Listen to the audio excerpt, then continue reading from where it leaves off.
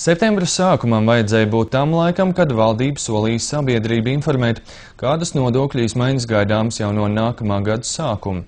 Šobrīd gan rādās, ka piepildīsies skeptiķu prognozes un nepatīkamākos jaunumus uzzināsim tikai pēc vēlēšanām. Finanšu ministrija pieļauj, ka konkrētus priekšlikumus varētu valdībai iesniegt vien oktobra sākumā. Tomēr jau šobrīd nojaušams, ka atsevišķu nodokļu pieaugums būs neizbēgams, jo premjeras arī apstiprinājis, ka ar nodokļu celšanu iecerēts iegūt trešo daļu no budžeta konsolidācijai nepieciešamās naudas. Lielākā vai mazākā mērā mums ir skaidrs, uz kuru pusi vējš pūš. Darba devēja konfederācijas vadītājas izteiktais salīdzinājums par vējiem šobrīd visprecīzāk raksturo nākamā gada budžeta tapšanas gaitu. Tā ir vējaina, un nav nosakāms, kurā brīdī vējš pūtīs stiprāk un kurā virzienā tas pūtīs. Premjeras Valdis Dombrovskis šodien atzina, ka ar nodokļu izmaiņām plāno iegūt trešo daļu no nākamgad nepieciešamās budžeta konsolidācijas līdzekļiem. Šur tur parādās aplēses, ceļot nodokļus plānots papildus iegūt nepilnus 100 miljonus latu. Visticamāk, tā arī varētu būt, lai gan šobrīd mēs to summu precīzi nezinām, tas būtu grūti nosaukt. Katrā ziņā šis mūsu piedāvātie pasākumi, tas nav uzskatāms par tādu nepieciešamo minimumu, viņi būs plašāki, līdz ar to būs izvēles iespējas, kur jaunā valdība parlaments varēs izlēmt, kas ir viņu prāt ieviešami un kuri nav ieviešami. Finanšu ministrijas ierēģi šobrīd strādā pie papildinātajām nodokļu politikas pamatnostādnēm. Sākotnēji tika solīts, ka sabiedrība un valdība par tām informēs jau septembra sākumā.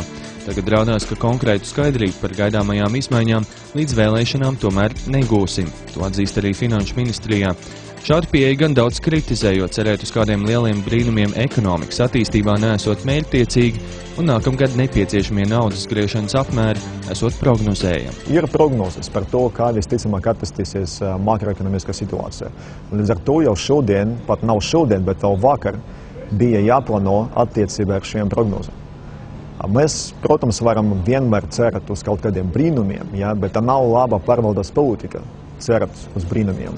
Visticamākais runa ir par divu nodokļu būtiskām izmaiņām – nekustamā īpašuma nodokļu celšanu un pievienotās vērtības nodokļu samazināto likmju atcelšanu. Pret to jau iebilst turisma, grāmatniecības, arī veselības nozares.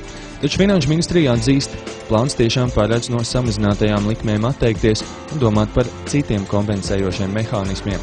Samazināto likmju atcelšana gan nav akmenī iecirsta, jo gala lēmums būs jāpieņem jaunajai Saeimai. Tas ir izlemšanai tiešām politiķiem. Jo katrā jau no viņām ir ieviest ar savu mērķi, tas, ka no kopējās, ekonomiskā un nodokļu politikas viedokļa ir pamatoti virzīties šo vienoto likmi, kas ir, tāda viegli efektīvāks veids, kā iekasēt nodokļus un vieglāk arī administrēt. Jautājums, protams, ir, vai mēs spējam nodrošināt tos alternatīvos nozares aizsardzības pasākumus. Valdības sociālie partneri ar šobrīd piedāvātajām idejām īsti mierā nav. Darba devēja atbalsta nekustamā īpašuma nodokļu kāpumu, taču tikai ar nosacījumu, ja līdztekus tiek celts neapliekamais minimums. Partneri arī kritizē valdības vēlmi atkal trešo daļu papildus nepieciešamo līdzekļu iegūt tieši no nodokļiem, jeb maksāt spējīgākajiem un likuma paklausīgajiem iedzīvotājiem. 2 gadus pēc kārtas ļoti būtiski ir nodokļu politika mainīt. Uzņēmumi ir saņēmuši pietiekami lielu slogu, un mēs redzam, ka tas ir rezultējies nevis ar nodokļu ieņēmumu pieaugumu, bet galvenokārt tomēr ar ēnu ekonomikas pieaugumu. Eksperti arī atgādina, ka šobrīd būtu jārunā jau par budžetu turpmākajiem 2 gadiem, jo aizdevējiem apsolīts 2 gadu laikā budžetā ietaupīt 800 miljonus latu. Kā to panākt, atbild uz šo jautājumu šobrīd valdības piedāvājumu nesniedzot. Uz dotu brīdi vienīgais konkrēts piedāvājums, kurš mums ir Pasaules bankas piedāvājums. Tas ir piedāvājums, kā konsolidēt budžetu uz 500 miljoniem latu. Un šī piedāvājuma puse no instrumentiem skar sociālo budžetu. Tas ir runa iet patiesībā par pensiju samazināšanu, jeb pensiju aplikšanu ar nodokļiem, kas ir viens tas pats. Tāpēc eksperts norāda, nav saprotams, kāpēc neviens politiskais spēks savā priekšvēlēšana programmā tā arī nedod konkrētus alternatīvus priekšlikumus, kā nodokļu sistēmu reformēt. Un tieši tas esot šī priekšvēlēšana laika politisko debašu trūkums. Politiķi runā par ekonomikas problēmu risināšanu īstermiņā, ilgtermiņā un visticamākais apzināti cenšas noklusēt tos pārsteigumus, kas pēc 2. oktobra ir gaidām. Es domāju, ka ir ļoti būtiski, vismaz šajām vēlēšanām, tomēr kaut kādā veidā izspiest vai piespiest politiskas partijas piedāvāt kaut kādus konkrētus risinājumus.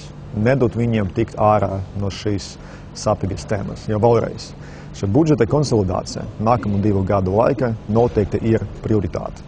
Ja tā ir prioritāte, tad mums jāprasa kaut kādus risinājumus no politiskajām partijām.